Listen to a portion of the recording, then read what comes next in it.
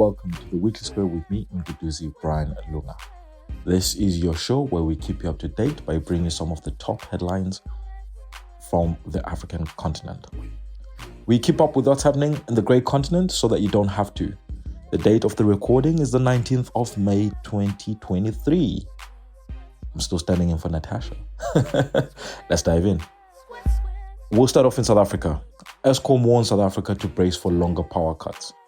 South Africa's struggling state power utility, Eskom, has said that there is a very difficult winter ahead starting in June. They are warning that they may have to increase electricity cuts to an unprecedented level amid the country's worst ever power crisis.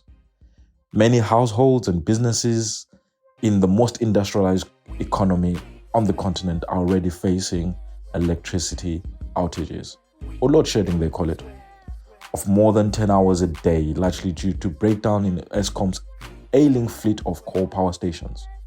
The honest truth is that mismanagement is also part to blame in that. Now, what we want to find out is, has this affected your livelihood? Has your business been affected? We would love to hear from you. If you could tell us how you're getting on and how this has affected your life in South Africa. We will keep an eye on that and see how bad this gets and what Eskom does about this in the near future. We'll move over now to Kenya. The Kenya starvation cult death toll climbs to 201.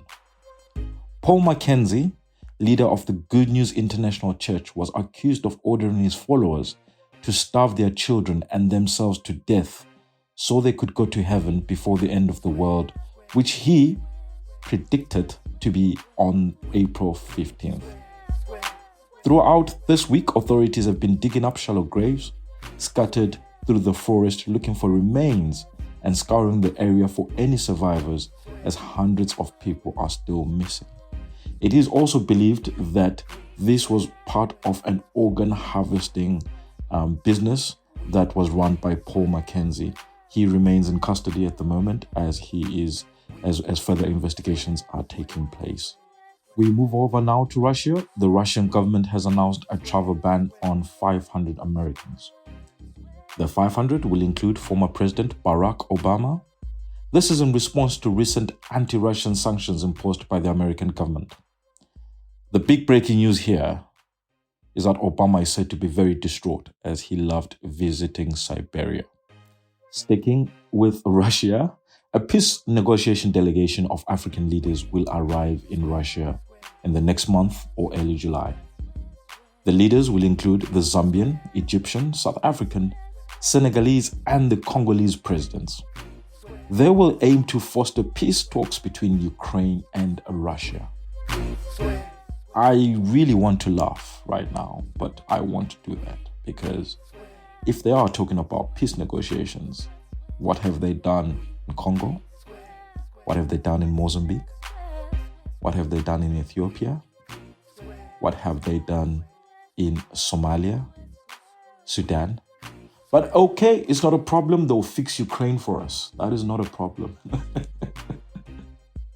Now, just to wind it all up, today is a bit of a short one. We will finish off with the poll that we took in regards to Britain returning the diamonds to South Africa. We ran this poll on our social media page on whether Britain needs to return the state diamonds back to South Africa and India. 75% of you say that the diamonds should be returned with no questions asked whatsoever. 25% say a nuanced conversation needs to be had. Now, as I did say previously, that there's a very tough conversation as essentially we need to be in a situation where we agree whether the laws before independence are binding or not.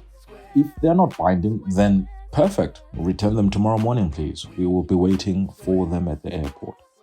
But if they are binding, it is very difficult. How do you unravel this and how do you send them back? Who do they go to? Who uses them? There's so many questions we need to sort of have a discussion about. Maybe we can push Natasha to have a discussion about some of these topics over the next few weeks on the podcast. I'm just putting it out there.